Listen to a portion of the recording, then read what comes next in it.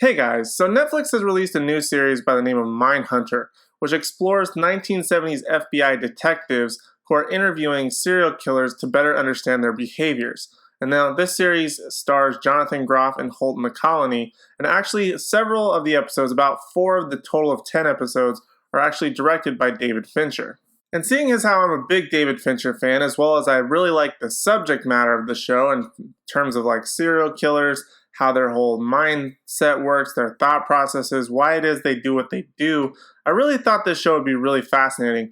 And in a way, it really was. And I do have to admit that the series was indeed very compelling. I really liked how it delved into the thought processes of the serial killer, what they experience in their lives that maybe triggers them wanting to do what they do or compelling them to do what they do. But also on the other side of it, it really explores the police mindset, the detective's mindset, their struggles of having to deal with these killers and these gruesome crime scenes, and then having to go home as well, how it affects their daily lives, things like that. And some of it's actually really compelling, and the way that it's presented is kind of interesting, but also it's kind of frustrating. I'll get into that in a minute. But let's first talk about the acting of Mindhunter. Overall, I really thought this show was great.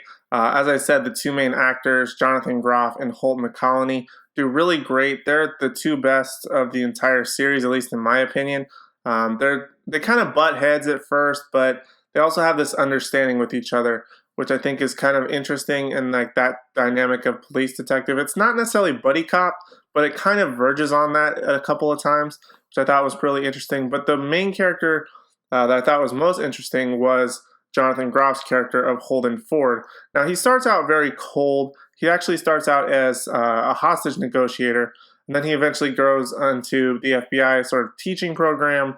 He gets together with the other character, Holt McCallany's character, and they sort of go on the road to teach these techniques, but also get caught up in a lot of these cases where they're finding themselves helping out, and that leads them on to sort of this discovery and speaking with serial killers to better understand the killer mindset and be able to profile killers both before they commit these acts, as well as figuring out a profiling system once they are kidnapped or once they are discovered, how to find these serial killers and essentially bring them to justice. But overall, the character of Holden Ford was absolutely the most fascinating. I really liked his arc overall in this series.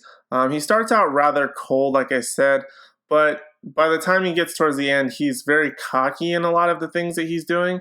I don't want to give too much away, but he just goes through this massive change, and there's some times where you're really with him, but times you're like, I don't really know if he should be doing that, which a lot of the characters are telling him while he's doing it. But it's just really interesting how he goes through this big shift, and it's this big arc that sort of happens with his character. But it's really interesting. I don't want to give too much away in case you do want to watch it. But I did like that, and I think that was by far the best performance of the show. Now, as for the story of Mindhunter, I think that, as I said, was probably one of the things that intrigued me the most. Just the whole serial killer aspect, their mindset, everything like that I mentioned previously. And again, also going back to the detective side of things and how the police officers, FBI agents, whoever works on the case is affected by these certain scenarios, things that they go through, things that they see, how it sort of affects their home life. We don't really get to see a whole lot of home life scenarios that it affects, mainly other than the two characters. But I mean, there are certain aspects that it does affect that side of the spectrum. Like there's the part where they focus on the serial killers, all these things that they've done, the victims. We also have to realize that it takes a toll on the people that are investigating it as well. The things that they're looking at, dealing with, the pressure that they have to deal with to find these people. It's kind of pretty hectic and very stressful. But this show portrays that a little bit. I think they could have delved a little bit deeper into that, but it did do a pretty good job overall of showing these characters and the stresses that they have to deal with on a day-to-day basis. And although I do like those aspects, the acting and the story a lot, there were several things that also frustrated me a lot about this series, so let's get into that. So one of the things that really frustrated me is that throughout this series, the characters get onto a case, they start working it, and then the episode sort of ends, and you feel like it didn't really go anywhere, nothing really was accomplished. And it's extremely frustrating that sometimes these stories that they present to you don't really pan out or go anywhere. And that's kind of one of the big downfalls of Mindhunter. But you also have to realize that sometimes with police or detectives working a case, sometimes you don't always find that person who did it within that 1-2 episode arc.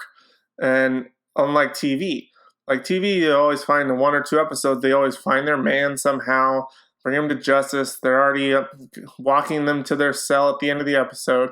That's not the case with Mindhunter. Sometimes they just don't find who the person is that we're looking for. And it's extremely frustrating. And there's another aspect that I'll get into in a minute.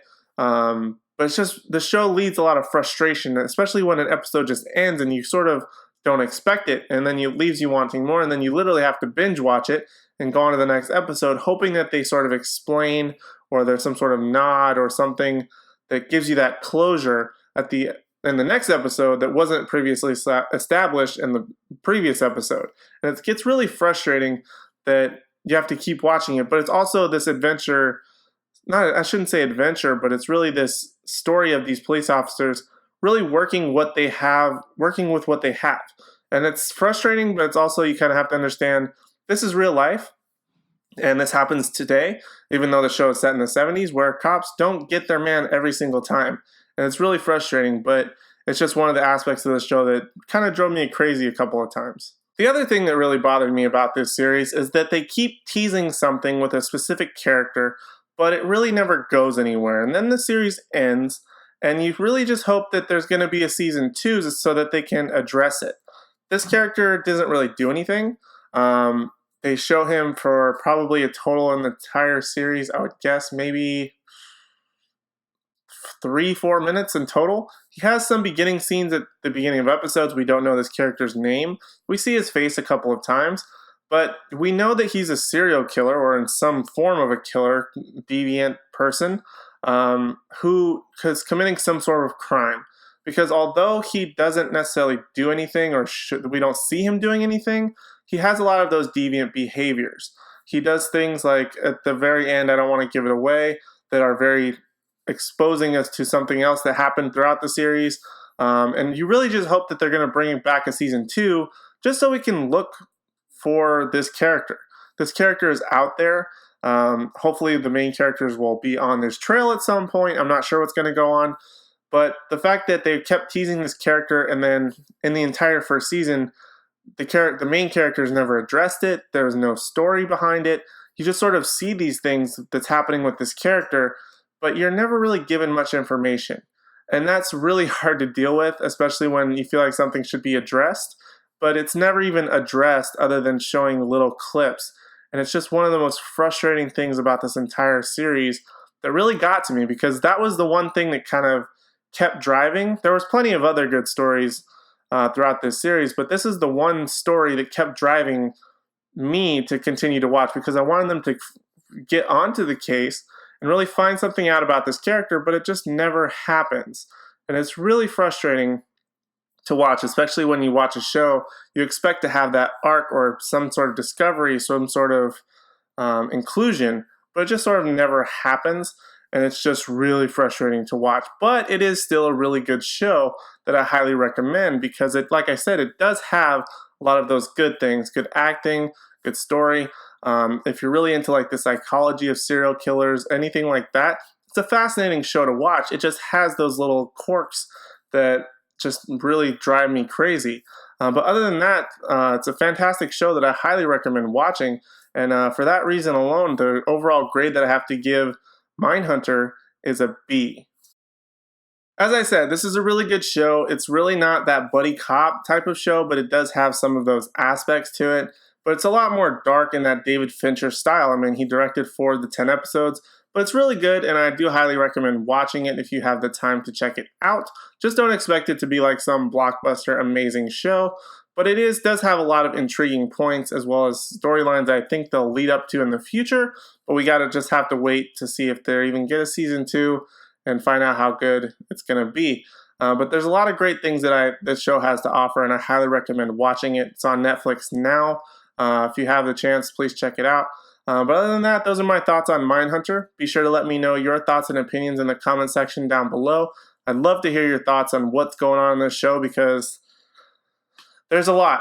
And we would love to talk to somebody about it, because there's a ton of things happening in this show that has you questioning, but also it's frustrating, and there's a whole lot to it. But anyway, let me know your thoughts and opinions in the comment section down below. But other than that, those are pretty much my thoughts on it. Other than that, thank you guys so much for watching. I really do appreciate it, and I hope to see you in the next one.